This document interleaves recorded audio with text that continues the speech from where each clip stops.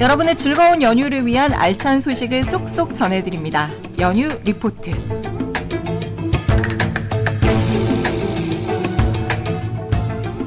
오늘은 연휴 리포트 생활안전편인데요. 울산시민안전포럼 이성근 대표와 함께합니다. 어서 오세요. 네, 반갑습니다. 네, 자 그러면 먼저 저희 TVN 울산교통방송 애청자분들에게 인사 말씀 부탁드립니다. 네, 그 어느 때보다 더운 긴 여름을 보낸 후에 맞이하는 아주 뜻깊은 우리 고유 명절 추석입니다. 올해 추석 연휴는 예년보다 길어 많은 분들이 고향을 찾을 것으로 예상됩니다. 이렇게 많은 사람들이 이동하고 모이게 됨에 따른 각종 안전사고가 발생하게 되는데요. 오늘은 생활 주변에서 일어날 수 있는 안전사고에 대해 한번 알아보도록 하겠습니다. 네. 자, 그러면 첫 번째로 낙상사고에 대해 알아보려고 하는데 매년 명절마다 노인분들이나 거동이 불편한 분들의 낙상사고가 급증하고 있거든요. 이런 낙상사고 사례와 함께 생활 속 대처 방법에 대해 전해주시죠. 예, 초고령 사회를 맞아 고령 인구의 급격한 증가로 인한 고령자 안전사고도 증가하고 있는데요. 그중에서 고령자의 경우 낙상사고가 가장 위험하지요. 가정과 바깥 활동에서 나이 드신 분들이 불편하게 보행하는 것을 자주 볼 수 있는데요. 나이가 들면 관절의 변형으로 똑바로 못 걷고 보행이 힘든 분들이 많아요.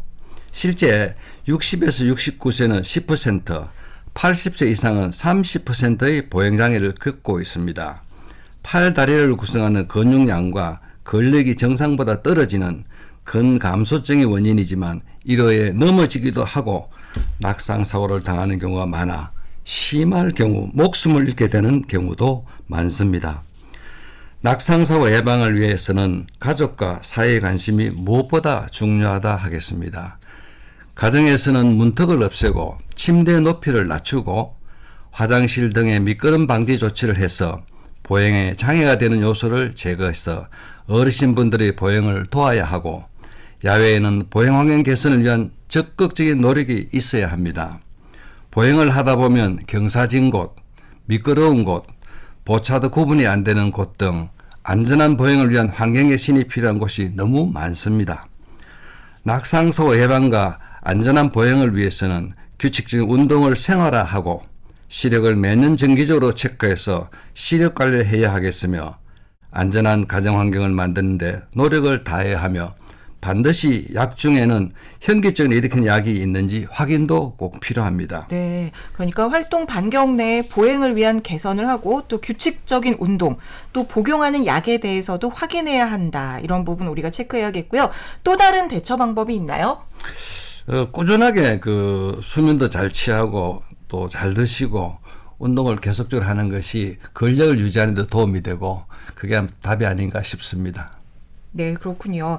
자, 그러면 또 이제 다음 얘기로 넘어가 볼 텐데 추석 연휴에 병원이나 약국이 운영을 하질 않아서 상비약 구비라든가 또 약 복용에 대한 궁금증도 많으실 것 같거든요. 네, 연휴 동안 병원 약국이 문을 닫아 응급실 불편이 있겠지만 응급실을 운영하는 가까운 병원과 약국의 운영 시간과 연락처를 사전에 확인해서 메모를 해두면 불편을 줄일 수가 있으며 해열 진통제나 소화제 등 간단한 상비약은 사전에 준비해 주는 게 좋은 방법이겠습니다. 실제 응급실을 갖고 있는 병원은 다 응급실이 운영이 되고 있습니다. 약 복용 시에는 일정한 시간 간격을 지켜야 하겠으며 공복, 식전, 식후 기준을 지켜 부작용을 줄여야 하며 반드시 물과 함께 드셔야 합니다. 커피, 우유, 주스는 약과 상호작용을 불러올 수 있기 때문에 물과 함께 먹도록 해야 합니다. 네. 그런데 약도 중요하지만 아무래도 명절에는 튀김같이 고칼로리 음식들을 많이 먹게 되잖아요. 이로 인해 야기되는 건강 문제들이 상당히 많더라고요. 예, 다들 좋아하는 음식들이 명절 음식이긴 합니다만은 네.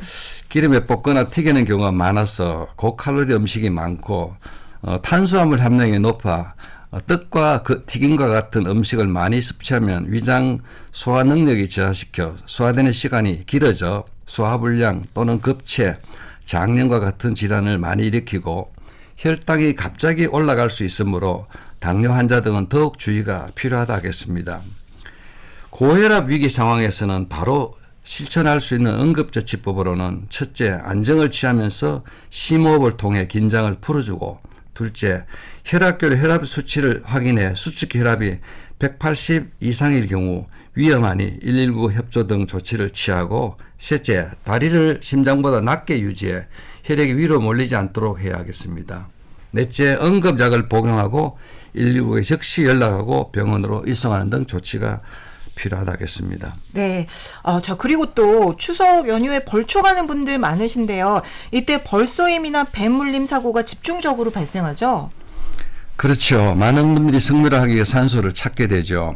조상의 묘를 찾아가는 길과 산소 주변에는 벌쏘임을 당하는 경우가 있고 뱀에 물린 사고도 있는데요. 벌쏘임 사고를 예방하려면 어두운 계열의 옷과 달콤한 음료는 피하고, 벌집을 발견했다면 절대 건드리지 말고 자세를 낮추어 천천히 멀리 이동하도록 해야 합니다. 벌집과 접촉했다면 머리를 감싸고 신속히 20m 이상 떨어진 곳으로 대피하는 것이 좋겠습니다. 만약 벌에 쏘였다면 눈에 보이는 벌침은 카드 등으로 살살 밀어내어 제거하고, 벌침이 없거나 제거한 후에는 쏘인 부위를 깨끗이 씻은 후 얼음 주머니 등으로 찜질 후 상황에 따라 신속히 119 신고 등 병원 치료를 받도록 해야겠습니다. 네. 특히 이 말벌이 정말 위험하던데 여기에 또 벌만큼이나 뱀도 조심해야 되죠?